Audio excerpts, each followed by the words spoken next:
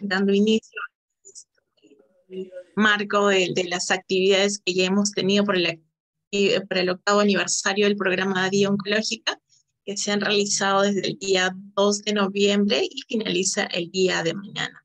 El día de hoy vamos a seguir presentando y tenemos como ponente al doctor Hermes Tejada Benavides, especialista en medicina general y oncológica de la Universidad Cayetano Heredia y hoy en día como jefe de consulta externa.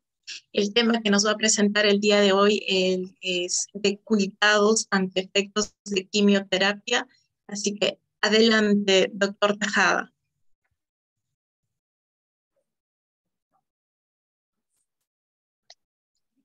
Se visualiza, doctor. Adelante.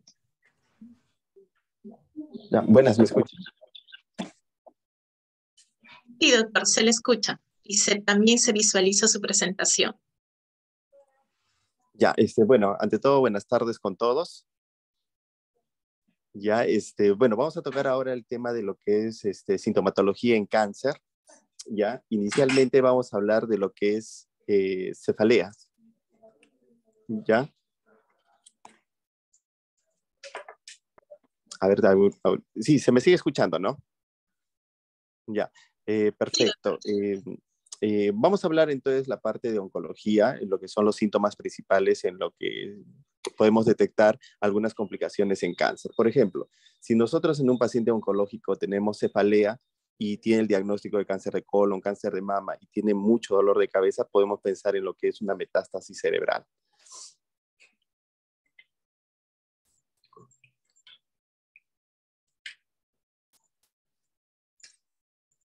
Bueno, también tenemos otro síntoma importante que es el dolor óseo, que consiste en que la mayoría de pacientes nos van a referir así como un dolor tipo quebrantahueso, ¿ya? Y estos tipos de dolores generalmente a veces se deben a que el cáncer se ha metido dentro de los huesos. Es lo que llamamos generalmente metástasis óseas, ¿ya? Otro síntoma que tenemos muy frecuente y que debemos aprender a detectarlo es la disnea, esa falta de aire que nos refieren los pacientes que tienen que utilizar cánula binasal, máscara de reservorio o máscara Venturi.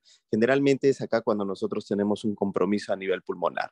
Si se dan cuenta aquí, ¿en qué consisten los síntomas del cáncer? Quiere decir que estos tumores al crecer van a interrumpir lo que es la función normal de un órgano. Entonces se van a manifestar a través de esto.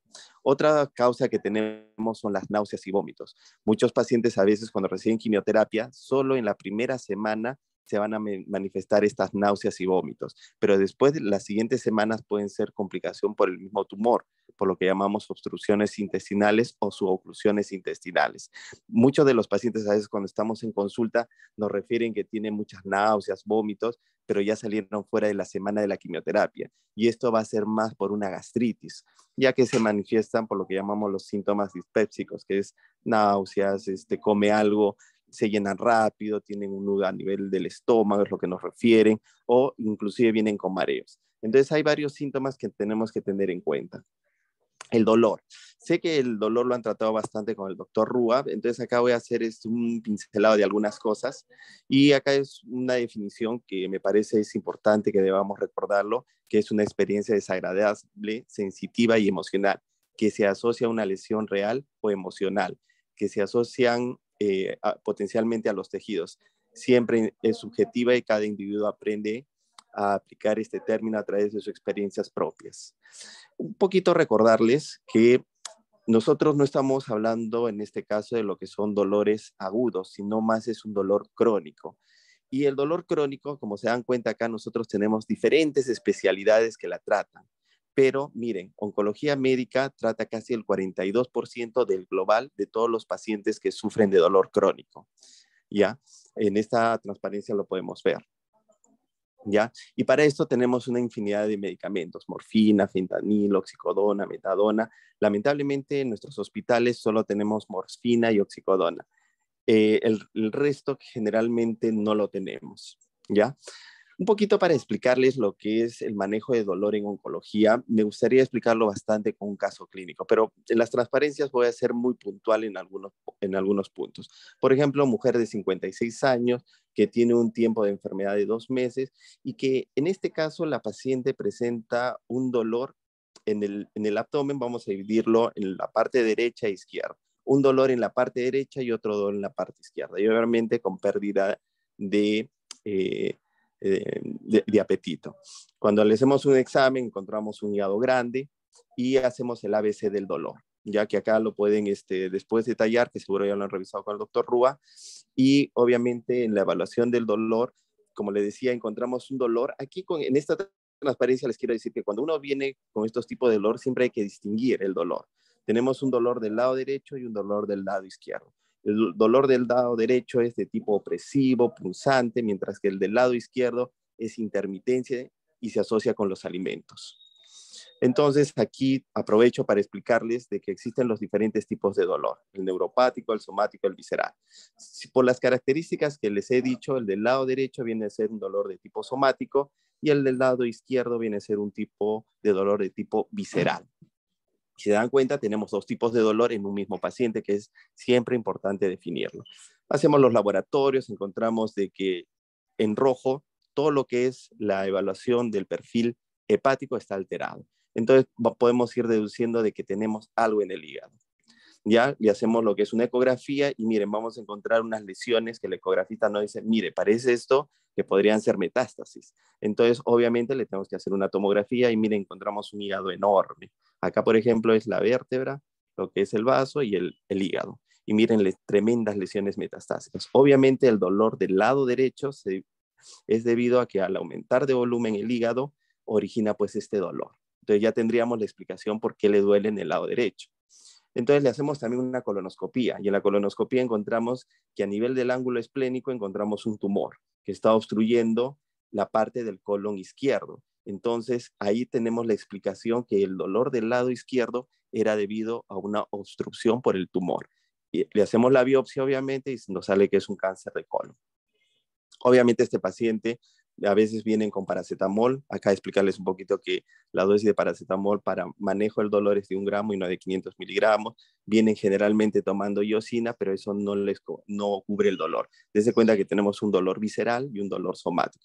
Y que es una medicación un poco, con esta medicación controlar este tipo de dos dolores prácticamente que tiene el paciente no se da y el paciente pues está en mal estado. Acá las escalas, simplemente para recordarle que tenemos diferentes escalas para evaluar los tipos de dolor y tenemos que seguir nuestra escala analgésica. Inicialmente este paciente empezó con AINES, ¿ya? Paracetamol y iosina, pero tenemos la siguiente escala de opioides, lo que es codeína, el siguiente escalón es morfina y luego recordar que vienen las de tipo intervencionismo, que ya consiste en bloqueos, simpatectomías, radiofrecuencia, es decir, fuera de la analgesia vía oral tenemos también de intervencionismo. Bueno, este paciente tenemos que pasar a un segundo escalón definitivamente y lo controlamos generalmente con iosina y tramal, porque el tramal también, acuérdense que tiene un factor neuropático, entonces nos va a cubrir bien y el paciente se estabiliza. ¿Qué nos toca hacer? Dense cuenta que nosotros, la analgesia que le hemos dado ha controlado la parte derecha, que acuérdense era del hígado grande, pero la parte izquierda que está obstruido, tenemos que entrar a una cirugía. ¿Para qué? Para tipo paliativa. Al yo sacar ese pedazo de colon que está siendo obstruido, le voy a resolver el problema al paciente. Por eso a veces muchos pacientes nos dicen, pero me van a operar, si me han dicho que tengo un estadio avanzado de tipo paliativo, ¿por qué me van a operar? Y estas más que son cirugías de tipo paliativas. Bueno, el paciente, después de la operación de la hemicolectomía que siempre se realiza, el paciente le resolvemos el dolor del lado izquierdo, pero la parte del lado derecho no se ha resuelto. Sigue creciendo las tumoraciones y cada vez va a necesitar más analgesia. Y como le seguimos subiendo la analgesia, va a producir muchas complicaciones de la analgesia. El paciente comienza a vomitar, puede tener alucinaciones, somnolencias por la morfina que utilizamos, etcétera. Y recordar que nosotros tenemos diferentes medicamentos a lo que es la morfina, ¿ya? Generalmente estos pacientes cuando les pasamos a morfina controlamos muy bien el dolor, porque se cuenta que ya escaló de tramal, pasamos a morfina. Lo que les estoy explicando no es darles una clase cómo es las dosis, porque esa ya la han tenido, sino yo lo que les quiero dar es cómo es el manejo paliativo en medicina oncológica. Entonces, una vez que hemos controlado el dolor, es decir, el dolor del lado izquierdo, recordando que era del intestino, al operarlo lo hemos resuelto. El paciente ya no tiene los dolores tipo cólicos. Pero del lado derecho, como no ha recibido tratamiento, sigue creciendo y sigue produciendo mucho dolor. Entonces, ¿qué es lo que tenemos que hacer? Ahí, primeramente, tenemos que controlar bien lo que son los síntomas. Cuando nosotros le damos mucha morfina a los pacientes, le produce mucho estreñimiento, mucha somnolencia, y a veces necesitamos medicamentos que no produzcan eso para poder controlar al paciente, que coma y se estabilice. Entonces tenemos muchos medicamentos como la hidromorfona, que son pastillas que uno toma y son de liberación prolongada. Es decir, a veces tenemos acá un émbolo que va disparando las micropartículas y así se va liberando por 12 o 24 horas. Una vez que lo hemos, digamos que tuviéramos hidromorfona, después de haber escalado de morfina por las complicaciones, el paciente se estabiliza, está mucho mejor. Entonces, ¿ahí qué hacemos? En oncología empezamos lo que es un tratamiento de quimioterapia. Estas transparencias, bueno, empezamos nomás las quimioterapias y después de 2 o 3 cursos, miren, las lesiones disminuyen suficiente para ya a bajar el dolor. Y a bajar el dolor comenzamos a retirar toda la analgesia.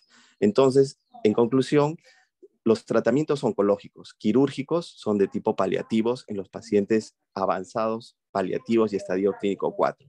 Y las quimioterapias son de tipo paliativo. Lo que buscan es disminuir los síntomas, los signos y darle calidad de vida a los pacientes.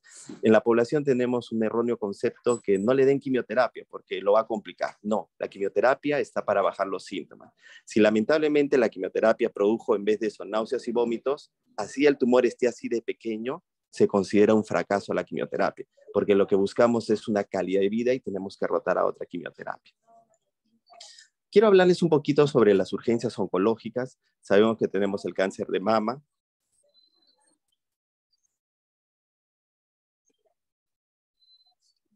Sí, sabemos que tenemos lo que es el cáncer de mama, tenemos lo que es los linfomas, tenemos los cánceres de pulmones, ¿ya? El cáncer gástrico, que es un tumor en el estómago, cáncer de cervix, por ejemplo.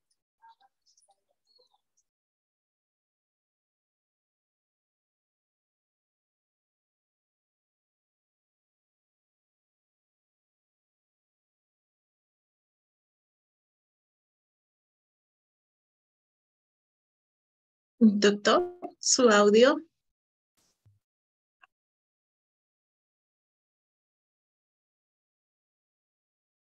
Lo que les estaba explicando un poquito es que tenemos diferentes tipos de cáncer, especialmente el cáncer de cervix también. ¿Y cuáles tendrían a ser las urgencias oncológicas que se darían? Brevemente les quiero explicar por qué es importante, porque mucha gente piensa que no tenemos urgencias en oncología, ¿ya? Y tendríamos lo que es urgencias cardiovasculares. En ellos consiste en que el corazón se llena de líquido y esto origina que aumente el. Recording in progress.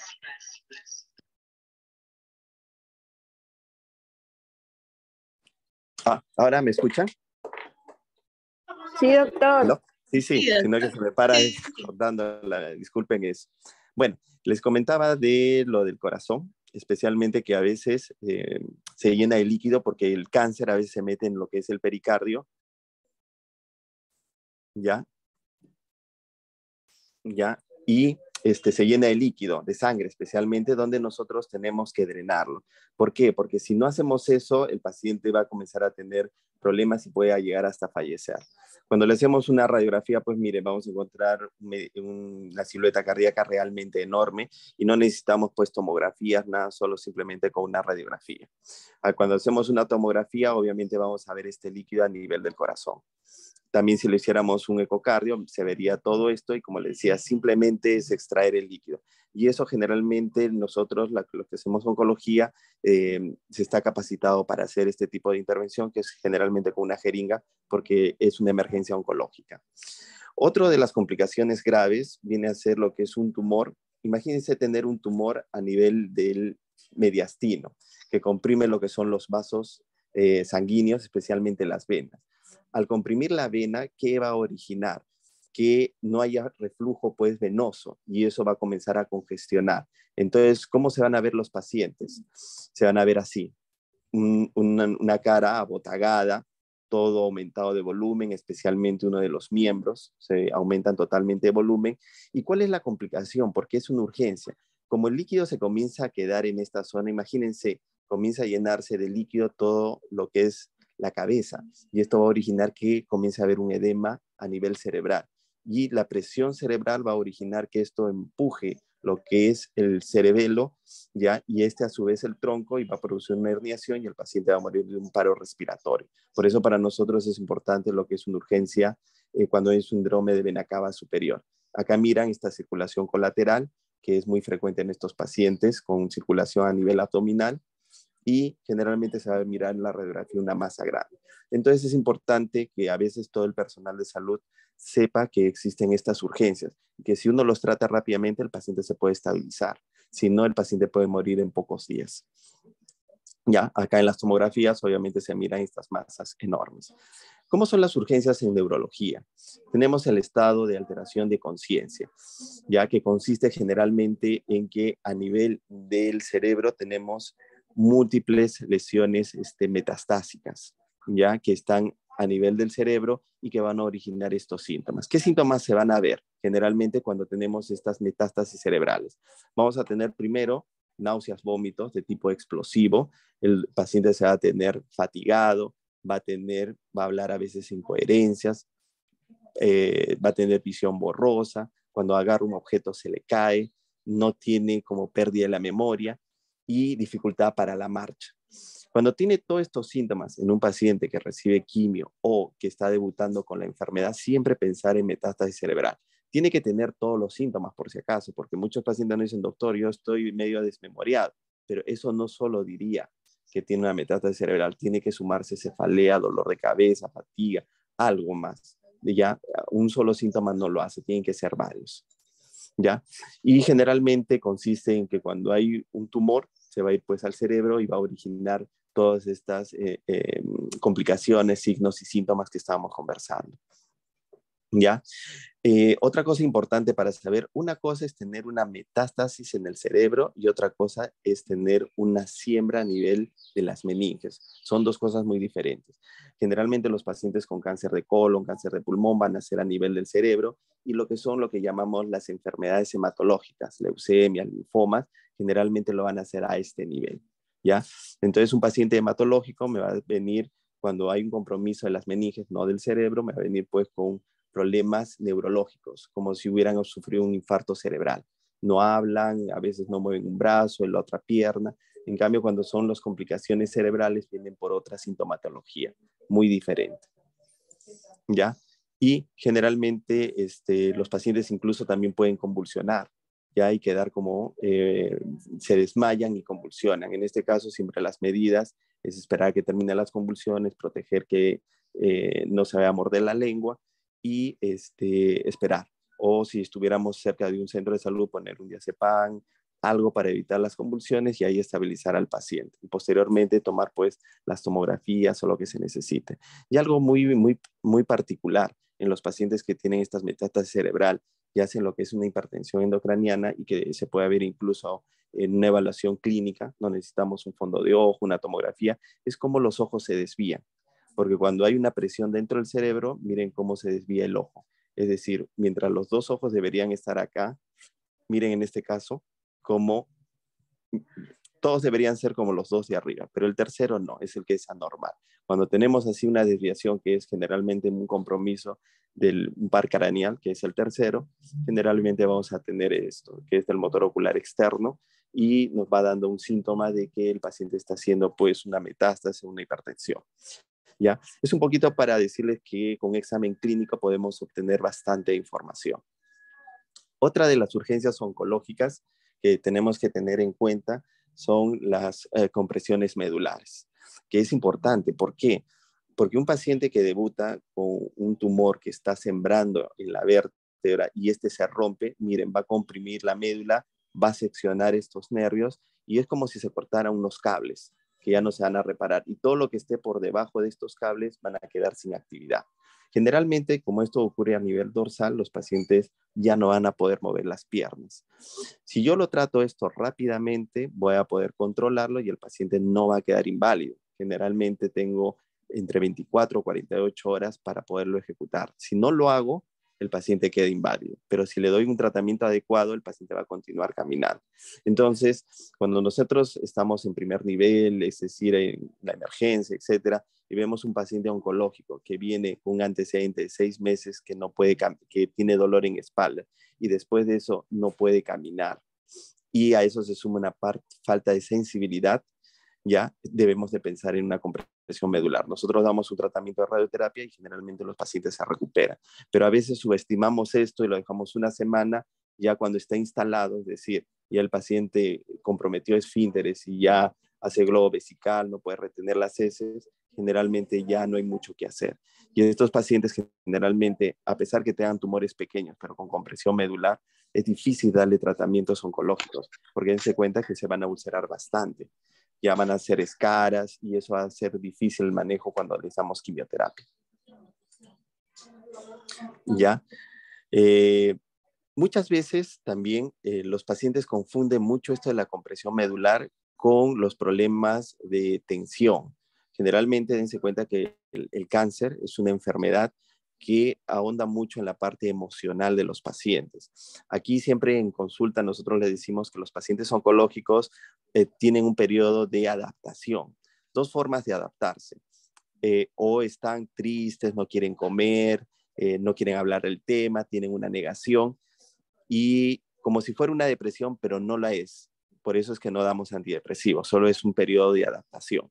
Y en la otra cara de la moneda es pacientes que están totalmente irritables, gritan de todo. Entonces, estos periodos de adaptación pueden demorar entre 4 meses hasta 2 años en adaptarse. Y no solo lo va a sufrir el paciente, sino también la familia. Y este periodo se suma mucho a estas contracturas a nivel cervical, ¿ya? Que son espasmos. Este espasmo que, por ejemplo, miran a nivel cervical, que es muy frecuente verlo en consulta por el estado de estrés que sufren, hace que se contraiga todo el cuero cabelludo y da dolores intensos de cabeza. Y eso mucha gente confunde y dice, ya seguro me llegó la enfermedad al cerebro. Entonces, no todos los síntomas pues van a ser definitivamente metástasis. También tenemos que considerar que existe la parte emocional, la parte de tensión muscular que da dolores de cabeza. Y otra cosa importante, muchos se suman estos periodos de ansiedad. El paciente en las noches siente que le falta el aire. Lo que está teniendo son crisis. Y esto origina que el paciente piense que tiene una metástasis ya pulmonar y que todo está peor. Y eso genera más tensión, inapetencia, gastritis, y a veces se vuelve todo esto un círculo vicioso.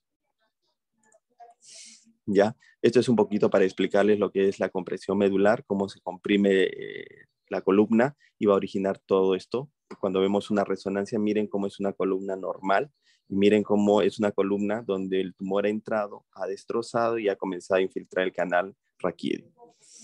Bueno, luego tenemos las urgencias en neumología. Una de estas urgencias en neumología viene a ser la hemoptisis, ¿ya? Generalmente los pacientes con cáncer de pulmón y los pacientes que tengan estos tumores de tipo de testículo, ya que tienen bastante compromiso pulmonar, pues estos tumores van a agarrar lo que es un bronquio, lo van a infiltrar y obviamente por ahí va a comenzar a salir sangre, ya que es muy aparatoso, la familia y el paciente se preocupan, pero en sí el tratamiento es que el paciente se tranquilice. Muchas veces esto es desatado por una tos exigente que origina esto, entonces es calmar la tos, ¿ya? Y bueno, más que todo viene a ser algo importante que siempre lo debemos manejar en la emergencia, ¿ya? Otra cosa también viene a ser los tumores que vienen a obstruir las vías respiratorias. Esto es importante porque generalmente esto lo vamos a ver mucho en los linfomas, donde los ganglios que a nivel cervical del anillo de Waldeyer van a comenzar a comprimir las vías aéreas superiores. Y esto va a originar pues un problema respiratorio, que la forma de tratarlo es con tratamientos de quimioterapia, ya, o radioterapia, dependiendo del caso que se dé. Las urgencias hematológicas, ¿ya?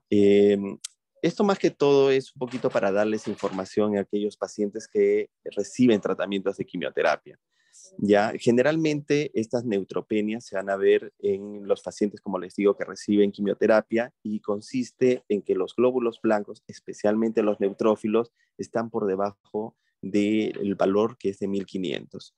Generalmente estos pacientes, cuando tienen esta neutropenia, están predispuestos a cualquier tipo de infección y estas infecciones pueden llegar rápidamente a ¿Por qué es complicado estos pacientes con neutropenia? Porque cuando uno mira a estos pacientes, no hacen fiebre, no hacen dolor, se sienten bastante bien, y el problema es que solo cuando la infección es muy intensa, recién va a presentar los síntomas, y estos pacientes rápidamente se pueden desplomar, y a veces en 2 días la infección hasta los puede matar.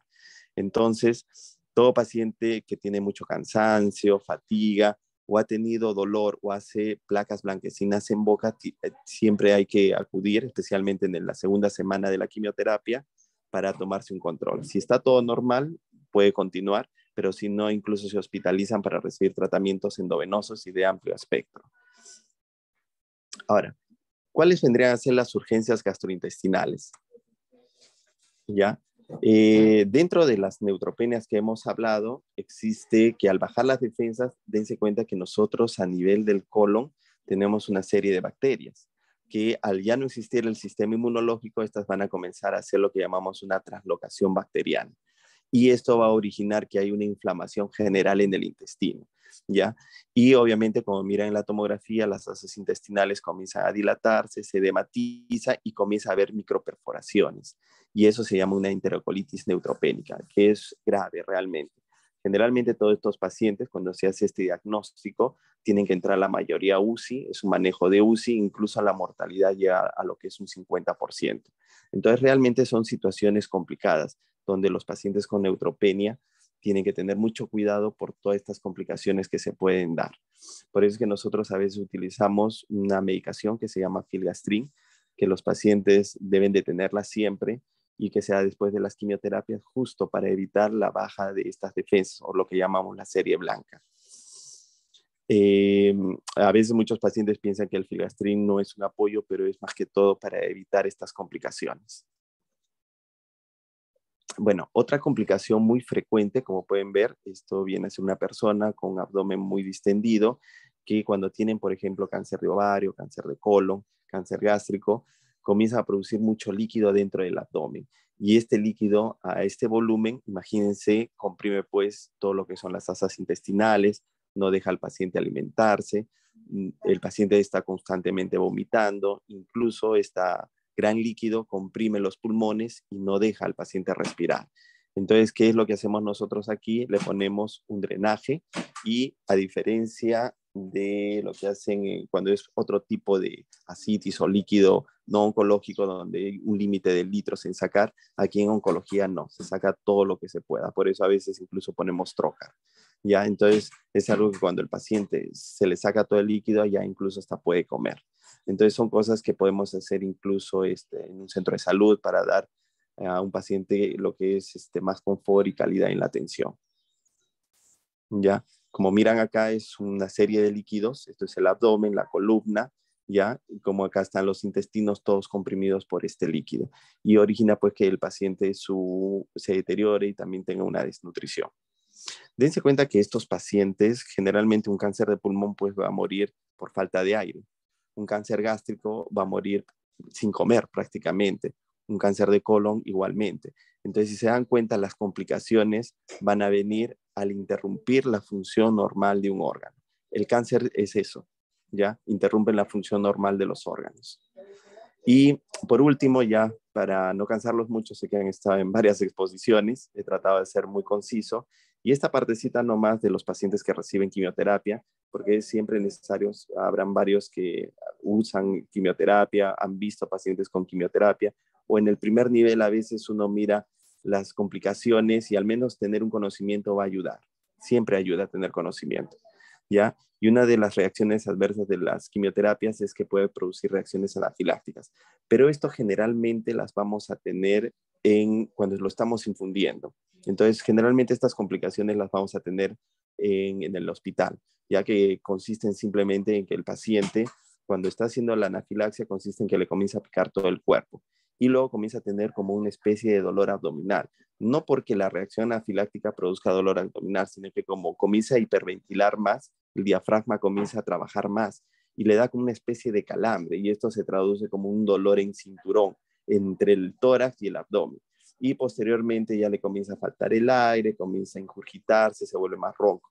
Y eso generalmente nosotros lo detectamos cuando están recibiendo sus quimioterapias. Por eso siempre es importante recibir la quimioterapia por una enfermera oncóloga para que pueda detectar todas estas complicaciones.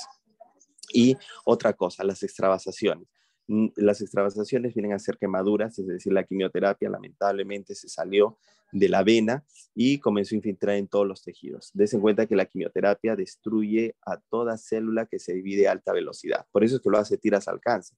Pero dense cuenta que nosotros estamos hechos por células. Por lo tanto, ¿cuáles son las células que se dividen en el cuerpo? Por ejemplo, las del pelo, por eso a los pacientes se les cae el pelo. O las del intestino, por eso les da diarreas, vómitos. Y si agarra los tejidos va a comenzar a producir estas extravasaciones y estas quemaduras que se pueden dar hasta el 7º día de que estamos dando las quimioterapias. Y existen medicamentos que no producen tantas lesiones como otros. Por eso siempre lo tiene que dar lo que es una enfermera oncóloga, porque se va viendo si son venas grandes, venas delgadas, si el paciente cuando le está infundiendo está sintiendo como un frío, un dolor, van teniendo técnicas que van ayudando a evitar estas extravasaciones. Bueno, no sé si habría alguna pregunta. He tratado de resumir algo muy grande, muy conciso, pero la idea es dejarles en conclusión, como conclusión final, que oncología, la parte de oncología es una especialidad muy amplia. Consideren que es una enfermedad crónica y una enfermedad emergente. ¿Qué quiere decir emergente? Que es una enfermedad que mientras las otras enfermedades se han estacionado, oncología cada vez está aumentando. Y tomen en cuenta que los estadios 4 paliativos, antes de la pandemia estábamos bordeando un 30%. La última evaluación del MINSA es que esto lo hemos duplicado, estamos casi en un 65-70%. Por lo tanto, lo que se nos viene es una avalancha a veces de pacientes en estadios avanzados porque no han recibido los tratamientos ni los diagnósticos previos. Dense cuenta que la forma de prevenir y tratar rápidamente un cáncer es hacer un diagnóstico o una prevención precoz, lo cual en estos 2 a 3 años últimos no se ha estado realizando. Entonces sí tenemos un reto en el futuro a lo que es la parte de salud. No sé si tendrían alguna pregunta o algo que con gusto pues les podría responder. Muchísimas gracias, doctor Hermes. Vamos a ver si hay algún de los participantes desea hacerle alguna pregunta al ponente.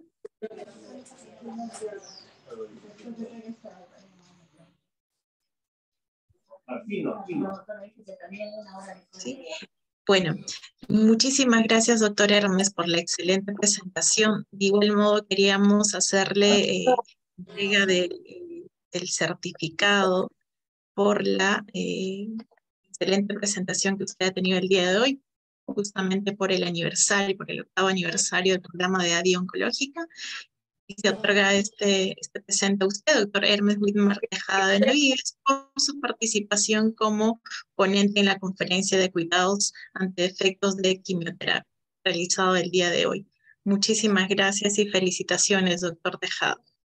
Bueno, gracias a ustedes más que todo por su tiempo. Ya, nos vemos entonces. Hasta luego. Gracias.